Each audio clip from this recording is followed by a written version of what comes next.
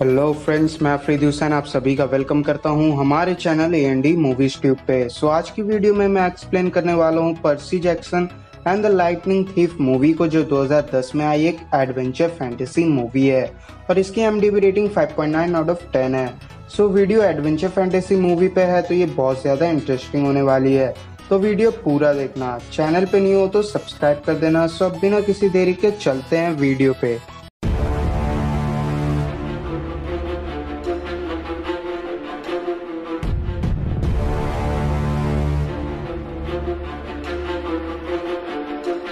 तो इस मूवी की स्टोरी लाइन गॉड्स और डेमीगॉड्स से रिलेटेड है। तो गॉड्स और डेमीगॉड्स क्या है आपको बता देता हूँ। सो ग्रीक माइथोलॉजी में 12 ओलंपियन गॉड्स है, लेकिन इस स्टोरी पे मेन फोकस सिर्फ 3 गॉड्स पे है, जिनका नाम है Zeus the thunder God, Poseidon जो सी एंड स्टॉर्म का गॉड है, और हेडिस जो dead God and underworld king है। तीनों गॉड्स के मसले खत्म करने के लिए इन पर पाबंदी लगाई गई थी कि ये एक दूसरे की पावर्स नहीं छीन सकते। लेकिन मूवी के स्टार्टिंग सीन में हमें देखने को मिलता है कि ज़्यूस पोसाइडन को मिलने बुलाता है और दिखाता है कि स्टॉर्म में अब लाइटनिंग नहीं रही। तो ज़्यूस पोसाइडन के बेटे, जिसको अपनी पावर्स का पता नहीं होता है, उस पर लाइटनिंग बोल्ट चोरी करने का इल्ज़ाम लगाता है। पोसाइडन कहता है कि उसका बेटा ऐसा नहीं कर सकता, जिसके जवाब में ज़्यूस कहता है कि अगर 14 दिन में उसका बोल्ट उसको नहीं मिलता तो वो माउंट ओलंपियन में वॉर स्टार्ट कर देगा। सो अगले सीन में हमें पर्सी जैक्सन को दिखाया जाता है, जो पानी के अंदर बहुत देर तक सांस रोके रखता है और उसको एक डिसेबिलिटी होती है, जो कि इंग्लिश पढ़ते हुए डिसलेक्सिया होना है। ये जानते हुए भी मिस डॉट्स उसको बार बार बोर्ड पर लिखे अल्फाज पढ़ने के बोलती है। अगले दिन पर्सी स्कूल के ट्रिप पे म्यूजियम जाता है, जिसमें एक डिसेबल प्रोफेसर ब्रूनर गॉड्स के बारे में बताते हुए पर्सी से उसके बारे में पूछता है। तो पर्सी को लिखी हुई ग्रीस समझ आती है और वो उनका जवाब दे देता है। तभी मिस डॉट्स पर्सी को लेकर एक रूम बात करने के लिए ले जाती हैं और तभी वो एक ऊंची जगह चढ़कर अलेक्टो नाम के क्रिएचर में बदल जाती हैं और पर्सी पे अटैक करते हुए बोल्ट के बारे में पूछती हैं। तभी पर्सी का दोस्त और प्रोफेसर ब्रूनर वहां आ जाते हैं, जिससे अलेक्टो वहां से भाग जाती है। जिसके बाद पर्सी अलेक्टो और उस बोल्ट के बारे में पूछता है। तभी प्रोफेसर कहते हैं कि पर्सी की डेमीगॉड की आइडेंटिटी सामने आ चुकी है और डेमीगॉड का मतलब है गॉड का बेटा, यानी आधा इंसान और आधा गॉड। तो इसलिए अब उसको अपनी मदर, जिसका नाम सैली होता है, उसको लेकर यहाँ से निकलना होगा। और प्रोफेसर ब्रूनर पर्सी को उसकी प्रोटेक्शन के लिए एक पेन देते हैं। तभी पर्सी का दोस्त, जो अपने आप को उसका रक्षक बोलता है, वो उसे साथ लेकर पर्सी के घर जाता है उसकी मॉम को लेने, मगर उसका अब्यूसिव फादर उन्हें रोकने की कोशिश करता है, लेकिन ग्रूवर उसको गिराते हुए पर्सी और सैली को लेकर बाहर आ जाता है। जब वो लोग कार में होते हैं तभी पर्सी उसे पूछता है कि वो लोग कहाँ जा रहे हैं। तभी उसकी मॉम उसको बोलती है कि वो लॉन्ग आइलैंड पर मौजूद समर कैंप में जा रहे हैं। तभी कार के सामने एक क्रिएचर के आ जाने की वजह से कार का एक्सीडेंट हो जाता है, जिसके बाद ग्रूवर उन दोनों को कार से निकालता है और वो तीनों जब समर कैंप में पहुंचते हैं तो वहाँ एक इनविजिबल वॉल होती है, जो सिर्फ डेमीगॉड्स या क्रिएचर को वहाँ जाने दे सकती है, इसलिए सैली अंदर नहीं जा पाती है। तभी वहाँ मिनोटॉर नाम का क्रिएचर आकर उसकी मॉम को पकड़ लेता है और उन्हें अंदर जाने से रोकता है, जिसके बाद पर्सी और ग्रूवर उससे लड़ने के लिए तैयार हो जाते हैं। तो पर्सी का पेन एक स्वॉर्ड में बदल जाता है, जो उसे प्रोफेसर ब्रूनर ने दी थी। जैसे ही पर्सी मिनोटॉर को अपनी मॉम को राग करते देखता है, तभी वो उस पर हमला कर देता है। लड़ाई करते हुए पर्सी का स्वॉर्ड गिर जाता है और मिनोटॉर उस पर हमला करने आता है। तभी उसका हॉर्न एक ट्री में फंस जाता है और पर्सी उसी हॉर्न से उसे मार देता है। इसके बाद पर्सी बेहोश हो जाता है और उसकी आंख कैंप के नर्सिंग रूम में खुलती है, जिसके बाद ग्रूवर पर्सी को कैंप घुमाने ले जाता है और बताता है कि ये कैंप गॉड्स के बच्चों के लिए है। तभी वहाँ पर्सी को प्रोफेसर ब्रूनर मिलते हैं, जो एक चिरॉन होते हैं, यानी उनकी हाफ बॉडी इंसान और हाफ बॉडी हॉर्स जैसी होती है। कैंप का टूर करने के बाद मिस्टर ब्रूनर पर्सी को बताते हैं कि पोसाइडन ने ये कैंप उसके लिए बनाया था और उसको वहाँ के बाकी डेमीगॉड से मिलवाते हैं एंड उनसे पर्सी के वेलकम के लिए गेम खेलने का कहते हैं। सो गेम की 2 टीम्स होती हैं, red and blue. Red team को लीड कर रही होती है गॉड अथीना की बेटी एनाबेट और ब्लू टीम को लीड करता है ल्यूक, जो गॉड हर्मिस का बेटा होता है। गेम स्टार्ट होती है और उन्हें ओपोनेंट टीम के फ्लैग तक पहुंचना होता है। पर्सी के पास कोई स्किल्स नहीं थे तो ल्यूक उसको बचाता है और फ्लैग के पास जाने को बोलता है। फ्लैग के पास जाते ही उसे एना मिलती है और वो उसे फ्लैग के लिए लड़ाई करती है। उस लड़ाई में एना पर्सी को जख्मी कर देती है और पर्सी वहीं पे गिर जाता है। तभी उसे पोसाइडन की आवाज़ सुनाई देती है जो रिवर को हाथ लगाने को कहता है, जिससे वो ठीक हो जाता है और उसे पावर्स भी मिलती है।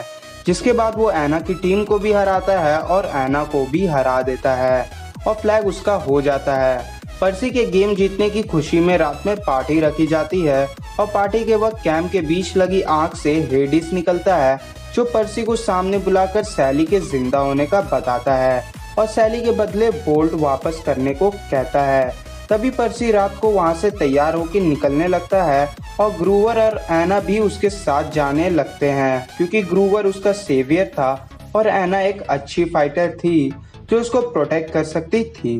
पर्सी उनके साथ जाने के लिए तैयार हो जाता है और उनको कहता है कि उन्हें अंडरवर्ल्ड जाना होगा। वहां जाने के लिए ल्यूक ही उनकी हेल्प कर सकता था, तो वो तीनों ल्यूक के पास जाते हैं और वो उन्हें अंडरवर्ल्ड जाने का मैप और हर्मिस से चुराए ऑल स्टार कन्वर्ट्स और अपनी शील्ड देता है और वो उनको बताता है कि अंडरवर्ल्ड से निकलने के लिए हर एक को एक पर्ल चाहिए होगा और तीनों पर्ल की लोकेशन मैप उन्हें बताएगा। तभी वो लोग पहले पर्ल के लिए निकल जाते हैं जो उनके सिटी के एक एबंडन घर के गार्डन में मिलना होता है। जब वो वहाँ पहुँचते हैं तो उन्हें बहुत सी स्टैचूज दिखती है। वहाँ एना को ड्रैचमास मिलता है जो वो पर्सी को दे देती है। फिर तीनों पर्ल ढूंढने के लिए अलग हो जाते हैं। तभी एना को एक औरत मिलती है जो बोलती है कि उसके हस्बैंड को एक औरत ने स्टैचू बना दिया है। दूसरी तरफ ग्रूवर एक स्टैचू को देखकर समझ जाता है कि वो सांपों के सिर वाली मेडुसा के घर आ चुके हैं जो लोगों की आंखों में देखकर उन्हें स्टैचू बना देती है। तभी वो पर्सी के साथ एना को बचाने के लिए जाता है। दूसरी तरफ मेडुसा एना और उस औरत के सामने आ जाती है और एना को कहती है कि उसकी माँ ने ही उसे ऐसे कर्ज किया था। जिसके बाद एना अपनी आंखें बंद कर लेती है, मगर वो औरत ऐसा ना कर पाने की वजह से स्टैचू में बदल जाती है। तभी मेडुसा एना को आंखें खोलने के लिए फोर्स करने लग जाती है, मगर वहाँ पर्सी आ जाता है और उसको डिस्ट्रैक्ट करने की वजह से एना बच जाती है। तभी मेडुसा पर्सी को पकड़ लेती है, मगर ग्रूवर और एना वहाँ कार लेकर आ जाते हैं और मेडुसा को दूर गिरा देते हैं। तभी पर्सी अपनी स्वॉर्ड से मेडुसा को मार देता है। उसके बाद उनको मेडुसा के ब्रेसलेट में पर्ल मिलता है और आगे काम आने के लिए ग्रूवर मेडुसा का सर उठा लेता है। फिर वो लोग दूसरे पल के लोकेशन में पहुंचते हैं जो एक म्यूजियम में रखे एथेना के यूज स्टैचू के क्राउन पे होता है। तो वो लोग रात को वहां जाते हैं और एना गार्ड्स को बेहोश कर देती है।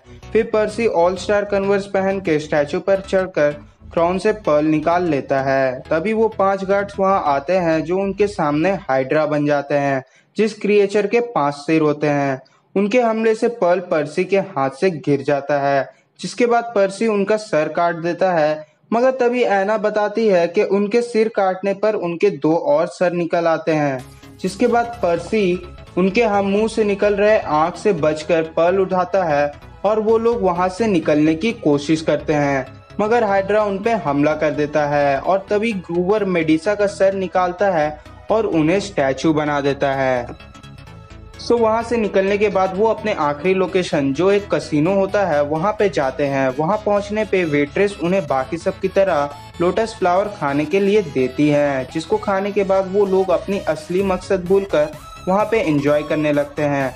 तब पर्सी को पोसाइडन की आवाज आती है जो उसे फ्लावर खाने से मना कर उन्हें वहां से निकलने के लिए कहता है और तभी पर्सी को समझ आता है कि ये सब एक जाल था और वो एना और ग्रूवर को भी उसके साथ असर से निकालता है।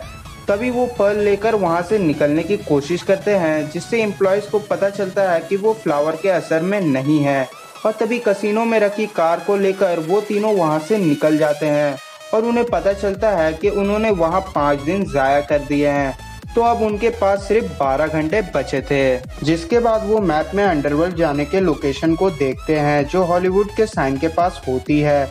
वो लोग वहां पहुंचते हैं और वहां लिखी ग्रीस को पढ़ के केव के अंदर जाते हैं। वहां उन्हें कायरन मिलता है जो उनको अंदर जाने से रोकता है और कहता है कि सिर्फ मरे हुए लोग वहां जा सकते हैं, मगर पर्सी उसको ड्रामचास देता है, जिसके बाद वो उनको हेडिस के घर के पास पहुंचा देता है। वहां पहुंचने पे उनको कुछ डॉग जैसे क्रिएचर दिखते हैं और तभी वहां हेडिस की बीवी पर्सेफोन आकर उनको बचाती है और हेडिस के पास ले जाती है। हेडिस पर्सी को देख उससे बोट मांगता है, मगर पर्सी समझाता है कि उसके पास बोट नहीं है और वो सिर्फ यहाँ अपनी माँ को बचाने आया है। हेडिस सैली को सामने लाता है, जिससे पर्सी अपने शील्ड को फेंक कर उनके पास जाता है और तभी हेडिस को शील्ड के अंदर बोल्ट दिखता है, जिसके बाद हेडिस हेल का दरवाजा खोलता है और उसमें से निकलते सोल्स उसको अपने अंदर खींचने की कोशिश करने लग जाते हैं। तभी पर्सी कहता है कि वो शील्ड उसकी नहीं बल्कि ल्यूक की थी। तभी पर्सेफोन हेडिस से बोल्ट लेकर उसको हिट कर देती है। तभी पर्सी पूछता है कि उसने ऐसा क्यों किया, तो वो बताती है कि हेडिस अंडरवर्ल्ड में रोका गया है और अगर दुनिया में गया तो बोल्ट से वो वहाँ सब कुछ तबाह कर देगा।